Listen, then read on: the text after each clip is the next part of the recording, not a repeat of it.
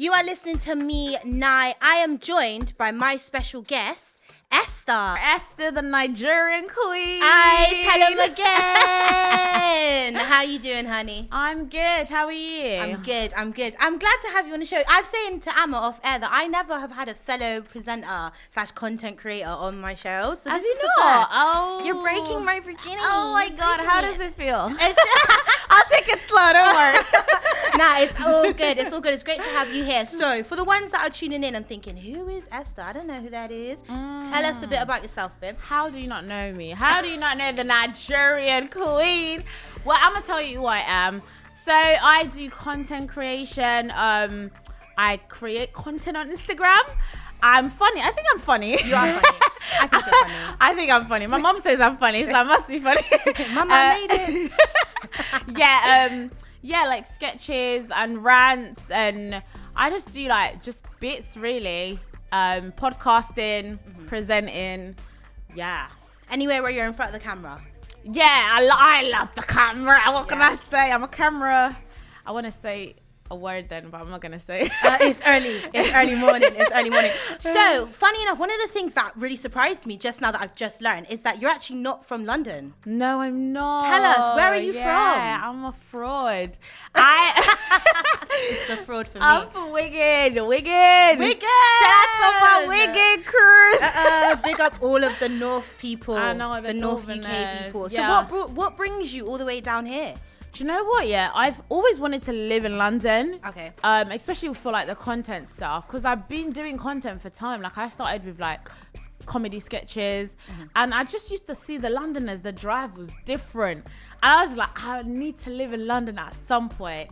And basically, my full-time job. Actually, I don't like to say too much about my full-time job because I have a 9 to 5, and basically, I was like, if I can just get a job in London that will pay my bills, and then I can actually chase my dreams. You know, I love this content world. Oh, and I do acting as well. So, wow, is there anything you don't do? I know.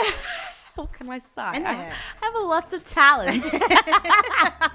I love that. So how has the change been from being up? Because I feel like, obviously, I'm a Southwesterner. Shout out all my Bristolians locked in. Oh, wow. So you're from Bristol? I'm a Bristolian. Do you live there now? Or? No, I live here. Okay. I was going to say, that's going to be a mad commute, isn't it? Yeah. No, I couldn't do it. But I found it was quite an adjustment. So how have you found it moving to London and being part of London? Londoners.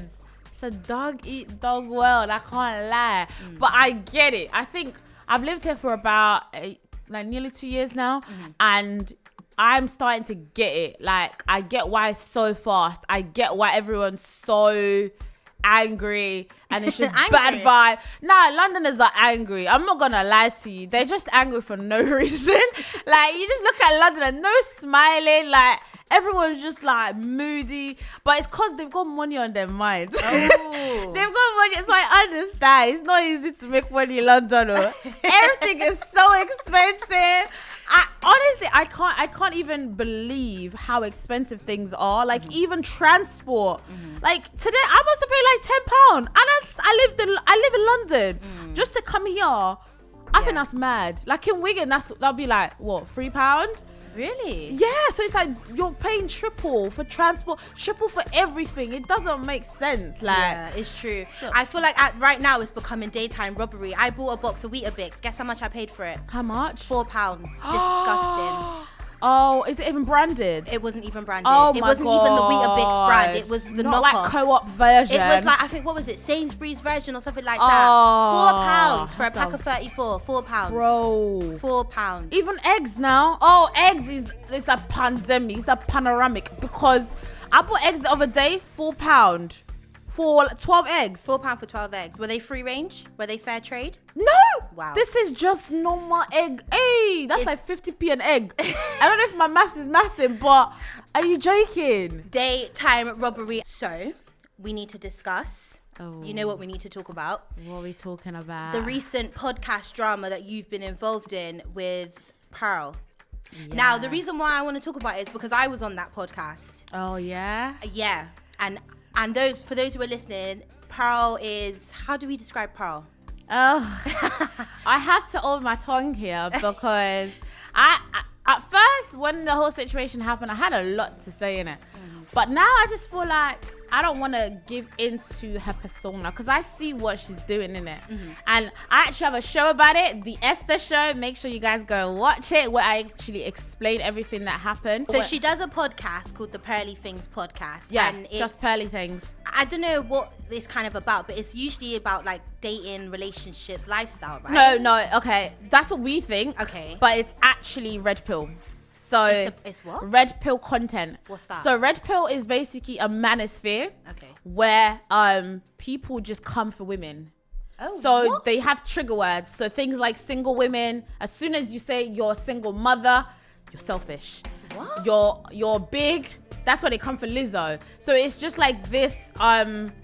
It's filled with this group of men. They call them incels. Yeah, I know about incel men because they attack me sometimes. Yeah. So they basically just blame all their life problems on women. Oh, wow. And do you know what? I think it's a catch-22 because I feel like a lot of women do create these incels, like the mean women. They do create these incels, but these incels are so unreasonable. Like they are, I think they're delusional because in their head they're high-value men. And I'm not gonna lie, the men that are going onto Pearl's comments and insulting women, I don't think that's high value. I'm not gonna lie to you. A high value man is getting gyal. You don't hate gyal, you love gyal. But these insults don't like women. So they have content creators like Pearl, like the Kevin Samuels. There's so many content creators in that manosphere. That's what they call it. I didn't know about this until I went on Pearl's show.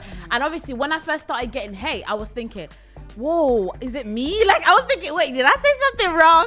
But then when I started actually delving into it, it was the Andrew Tate podcast that made me think, oh no, this is not normal. Yes, because you actually did an episode with Andrew Tate, which I'm not gonna lie, even before like we spoke, I wanted to ask you, like, because I can't stand him in it. I think he's disgusting. Yeah. So I feel like it was very brave of you. Did you know he was gonna be there when you went on there?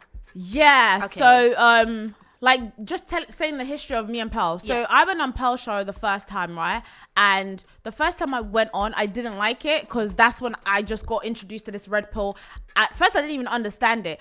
And then I went off the show and I went on Domino Effect and I was literally like, listen, I don't like that show. They just insult me. I don't like it. It was too antagonizing. I was like, what did I do? And then I blocked Pearl. That was it, right? And then Pearl reached out to my friend when she was going to get Andrew Tate on. And then she was basically like, oh, can you please try and get Esther on? And I had to think about it because I was like, I don't like Andrew Tate. He's just like you. I've always made content saying that he's misogynistic because I think he's misogynistic. But... And dangerous, I think. He is... especially the fact that I've been on a show with him, I understand how dangerous he is. Because... how can I explain it? When I went on the show, I went in the mindset of, I don't agree with him, but it's a good skill to have when you can sit in the same room as someone you don't agree with and basically get your opinions across, and then you can try and maybe understand where they're coming from. So I went in a mindset of, okay, he's probably going to try and destroy me, as they say, but let me see if it's something I can do. And it would be good skills to have as well in terms of just debating, as they call it. So this is literally that was my mindset. But at this point, again, I didn't know how deep this red pill content is. But Andrew Tate, like, oh my God, some of the stuff he was saying, I nearly felt sick. And this is why, like, a lot of people that watched the show, they were like, oh, Esther, you were triggered, you were emotional. And I'm not gonna lie, I was, because he was saying some mad things. Like, he was saying things like, as a man, I should have a level of authority to tell my woman to shut the F up and get into the kitchen. I'm thinking, what society do you think we're living in? It's like 2023, are you joking? Do you get what I'm trying to say? So obviously I was getting triggered, and it was saying things like, if I have a Bugatti and my partner doesn't like my Bugatti, she shouldn't tell me. So if I ask her what's her favorite car, she has to say it's my Bugatti. I'm thinking, do you want a slave? Do you not want someone that actually has their own mind that can decide what she wants? So obviously I was getting triggered. I'm not gonna lie, because if my man said that to me, like, I have to like what he likes, I'll be like, excuse me, are you okay? If you want a maid, like, you can go and collect a maid, you know? That's not me. Like, I have my own mind. Obviously I respect what you have, but understand that you have to respect what I like as well. Do you know what I mean? Yeah. So anyways, yeah, that was it. But when that happened, the way this red pill manosphere came for me, and they have this like keywords they insult women, is things like 304s. So that's like a what? I know, right? What does that even mean? Basically, it's like you know what, in the calculator when you type in the word hoe, I'm not, I don't know if sorry. It's the morning. What can I say for that? Bow, sorry. Yeah. Basically, if you turn it upside down, 304s, it spells bow. Oh, okay.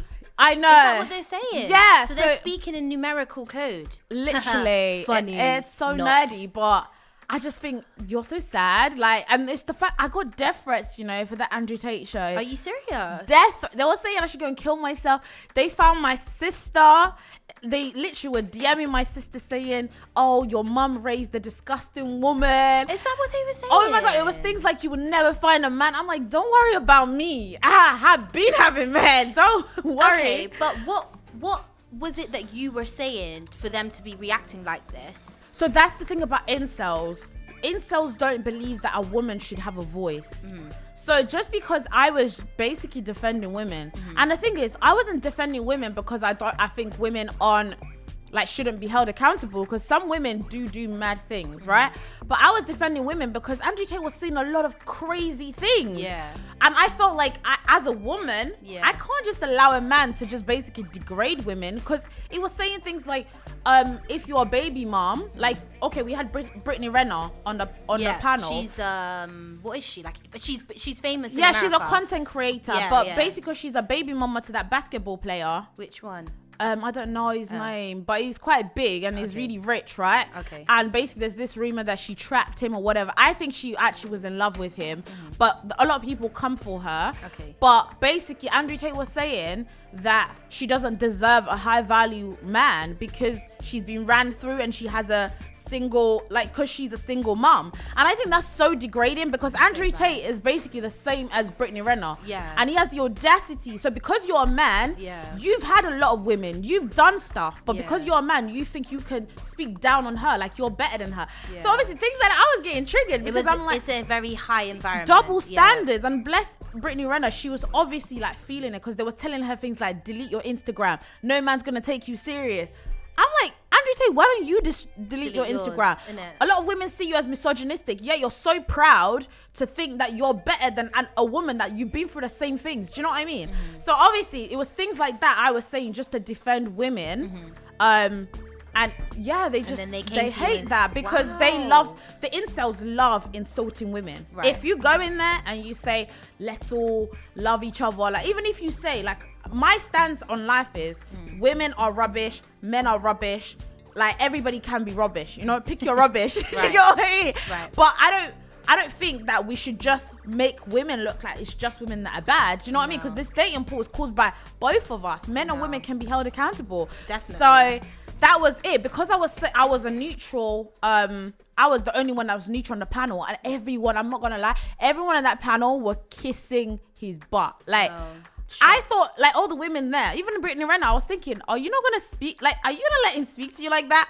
I had to be like, no, you can't say things like that. So because I was the only one that was saying things to defend women, I was labeled basically misandrist, and I'm not even misandrist. Like, I love men. Do you know what I mean? When I have a man, I want to make him feel like a king, but it's like, they want you to put yourself down as a woman, and I'm like, I'm not gonna do that. I'm confident in myself as a woman, but I also know I have a voice. Like, as much as I respect Andrew Tate, even though I don't agree with the things he say, I respect him that he can have his own opinion. But you're not gonna tell me that my opinion is wrong. Do you know what I mean? 100%. Especially when that's my reality. My reality is no man tells me what I can think and what I can do. Do you know what I mean? I was raised to have my own opinions, as you should. So it sounds like you've just been through it after the whole Andrew Tate thing. So what made you then go back for a third time on this podcast? Because that's enough to put me off, I'm not gonna lie. I know. I think it was because obviously it was Pearl's podcast, Justpearlythings, and the reason I went back is because after the Andrew Tate podcast, I'm not gonna lie, Andrew Tate wasn't rude to me personally. Okay. He just had his outlandish, well, I would say misogynistic comments. And Pearl was really nice. Like, we actually had a personal conversation. Like, she wasn't rude or anything. Like, even when we had, because I actually addressed the fact that she was rude in the past, and then she was just like, I think I didn't mean to be rude. I wasn't rude. Obviously, if you see it that way, I understand, but I wasn't rude. So in that sense, like, I thought, you know what? Me and her have a level of mutual respect. That's kind of what I thought, which I think I was quite naive in that, to think that she will actually have that respect for me. Especially knowing the sort of content that she creates. So I take accountability for even going back. I think after that Andrew Tate, I should have thought, nah, never Pearl show again. But because I didn't see the rudeness to Pearl, I was thinking, oh, she's not that bad. I think it was the Andrew Tate that made me think she wasn't that bad, because she didn't say anything derogatory towards me. And then basically she reached out to me again. She actually told me to come on King Rich's podcast. And then I was like, oh, King Richie's seems all right. That's what I thought, right? But it was all a lie, right? It wasn't King Richie's podcast she wanted me to come on. It was actually hers. Oh, wow. So she set it up. So she finessed you to come back. Literally. And then she was like, oh, Destiny's coming on. He's like an American red pillar, but he's more like the liberal side. So he speaks for women. So I was like, oh, okay. You know what? I like him. I've seen his content. I don't mind Destiny. And then, like, it was like a day before, she was like, oh, I think I'm gonna host the show because I think it will get a bit more traction. I'm thinking, what? You can't have planned the whole thing knowing that it was going to be on yours. Right. But obviously, in hindsight, I should have really put 2 and 2 together. But I was just thinking, you know what? I'm committed to it. Let me just do it. And then, obviously, that's when the whole thing happened. That's when you got kicked off. Yeah. Right. That's when she had the audacity to kick you off. Just embarrassed me, man. Yeah. God, I'm thinking about it again. I can laugh about it now, but I was mad. How can you invite? It's like you invited me to your station now, and then I say something you don't like, and then I kick you off. Get out. Yeah, I wouldn't do that. That's just not my bag. That's not professional. Talk to me, because that's what I want to know. I want to know, like, how did that even happen? Like, what happened? Right. Basically, what happened was, so we actually did the whole show, and it got a bit heated because there was another girl. Her name's T. She got really mad at Pearl as well. She got mad at King Rich's because they were calling her bro, and then she basically started threatening everyone. She was like, catch on the rebound. Like, it was wow. It was the ghetto. I know, right? So I think maybe that's what got Pearl a bit riled up, because she couldn't control the room at that point. But anyways, that girl got kicked out. She left. I mean, I like T. Big up to her, innit? Because she stood up for herself. It was a bit aggressive, and I did tell her, like, you didn't need to threaten anyone, but she stood up for herself. She was not letting no one speak to her disrespectful, because Pearl can be disrespectful. Yeah, I've seen it. Yeah, exactly. We need to talk about your experience as well. But anyways, so obviously, I noticed the whole way through, Pearl kept cutting me off. Because she doesn't like the things I say, and I'm against this red pill movement. So every time I try to make a point, or I'll be talking to someone or responding to someone, I'll just say, Esther, like continuously saying my name, and it would just be cutting me off. And then when she cuts me off and I'm trying to be like, oh, let me finish, she'll be like, why? I'm talking. Let me speak. And I'm like, wait, but I'm talking. You're not letting me speak. And then I was like, let me not take too much of an issue. But at the end, she gave everyone like an opportunity to give their final words. And then my final words was, I need to, like, I don't want to cause an issue, but I need to tell you, like, bro, you need to know how to speak to people. Because I'm a presenter myself, and I know what it's like speaking to your guests in a very derogatory way. Because she was saying, like, the things she was saying was crazy. And even before this happened, at one point, I didn't want to answer a question. She asked me a question. I said, oh, I don't want to answer it. And she was like, if you don't want to answer it, get out. I was just like, that is not cool. Like, you don't do that to your guest. Yeah. Do you know what I mean? My high blood pressure was already rising, yeah? But I was like, let me just deal with it at the end. So at the end, I was just like, Pearl, like, the way you cutting me off and the way you're speaking to me is quite disrespectful. Yeah. I don't like it. But straight away, like, I literally said something like in 5 seconds, immediately was like, well, what's disrespectful is that you keep talking over everybody, you know, a little, I don't even want to, I don't want to insult her. I don't want to insult her, but in our country, they call her marasmus. Because how are you talking like, but it's the way that you, no, I don't want to go into it. But basically, And you know when she does the little hand thing as well? Esther. But what's this? Oh, no. I don't even want to, because... So it just kind of was getting heated. Yeah. And then... So anyway, she starts basically saying, I'm the one that's been disrespectful. And then I try to explain, like, listen, okay, now you're speaking. Imagine me. Watch. Now I'm like, Pearl, I'm talking. And then she obviously got mad. So she was like, basically just keep saying I'm disrespectful or whatever. And then I was like, no, you're disrespectful. And then she starts doing this thing, just saying my name consistently. She must have said my name like 1 million times that show. Right. And I was like, I'm not gonna lie, you need to stop saying my name like that. Right. And then, yeah, she was just like, get out my house. And what I was thinking in my head is, wait, this girl did not invite me to her house. For the third time as well. That's why I'm surprised. That's what surprised me the most, because it ain't like this is the first time you went and you got kicked off. It was the third time.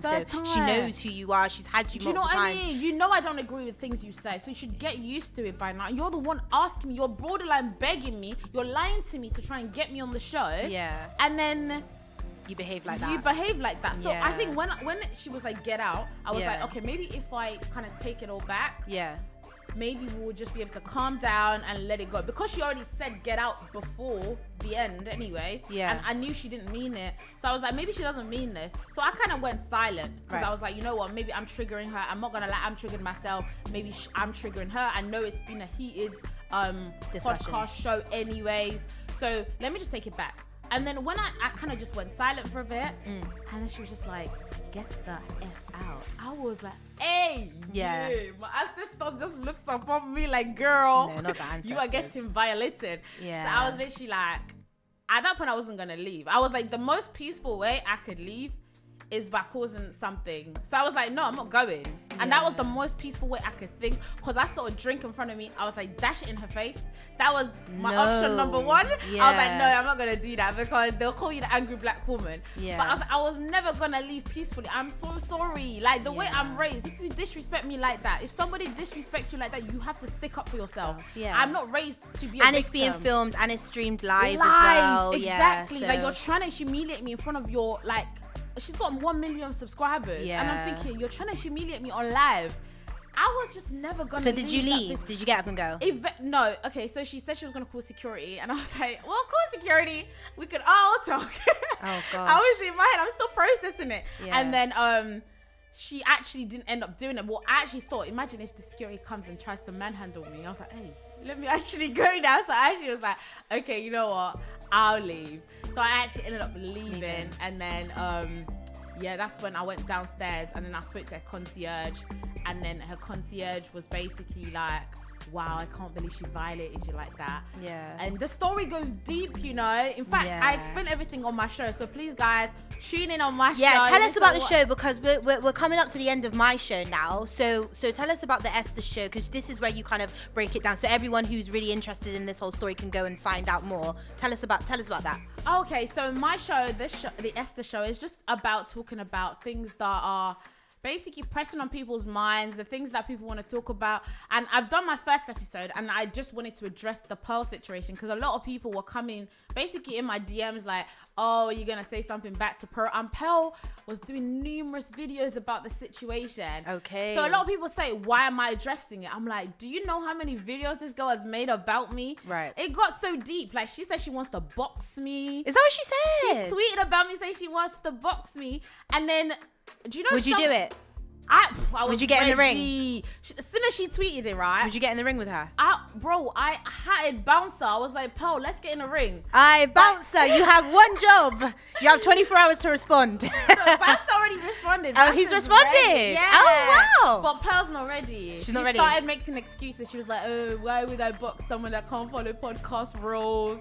Okay. And then she was basically, she tried to call me broke as well. She was like, if we did the show, I would have to fund it. Esther can't fund it. Oh wow, so it got nasty basically. Yeah, and I think the worst thing, this is the big thing for me, and this is why I really wanted to address it.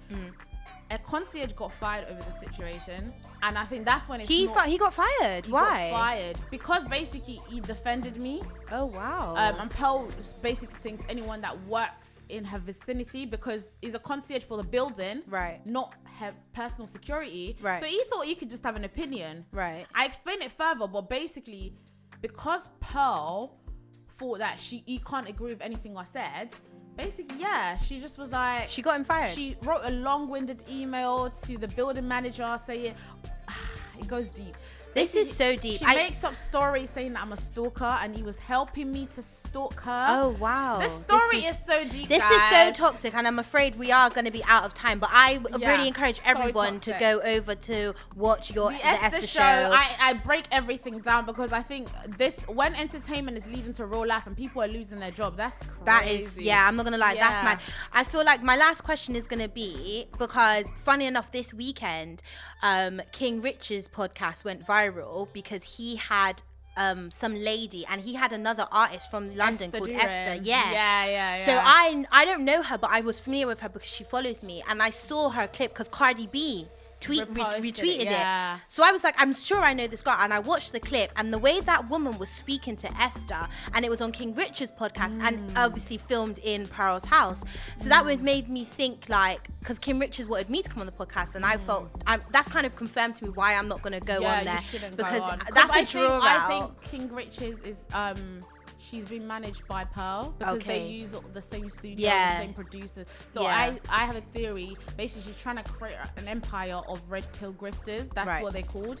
That I would personally, like, I would advise anyone to go on Pearl show, especially black women. It's not for us. Like, and the thing is, she basically ambushes people on. So a lot of the people that go on her show don't even know it's her show, because her recruiters will say, I'm going to take you on a platform. I didn't know. When they recruited me, I didn't know. But my final question before, it was interesting. It was interesting. I think it was definitely quite heated. But what my final question is before we wrap up is, what do you think of these podcasts? Do you think that we should be having them as a platform? Because it seems like it's doing a lot of bad as opposed to good. I think, podcasting, because obviously my show is a podcast, really.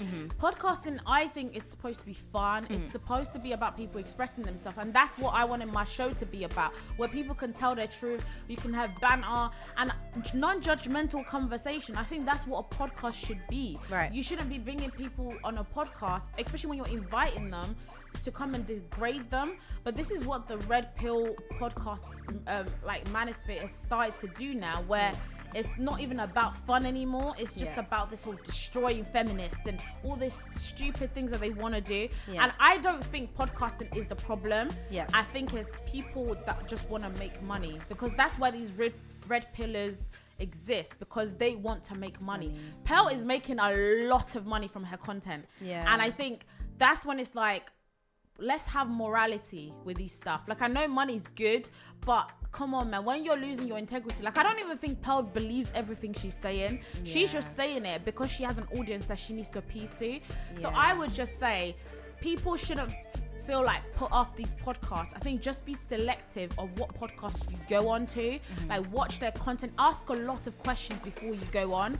And all these people that are supporting these red pillars, actually think, if that was my daughter on there, how would I feel with her being degraded like that? If that was my partner, do you know what I mean? I think people should give podcasts a chance, but not like encourage the negative podcasting. That's what I would say. What would you think about it? I think everything you're saying is right. And you know what? We'll have to do a part 2, because there's obviously so much more we want to unpack. But we are cut for time, afraid. So I want to thank you so much for coming and telling your side of the story. And I encourage everyone, come on, plug yourself. Tell everyone where to find you, because you got a lot to say. And people should watch it. I'm the girl with lots of words. Nigerian queen. So you can find me on Esther Official on Instagram, Esther Official on YouTube, Esther Official on TikTok, and then obviously my show is The Esther Show on Instagram. You can find me on TikTok as well, The Esther Show. So I hope you guys follow me. Thanks so much, Esther, and we're gonna get into some IMDb. Thank you for having me.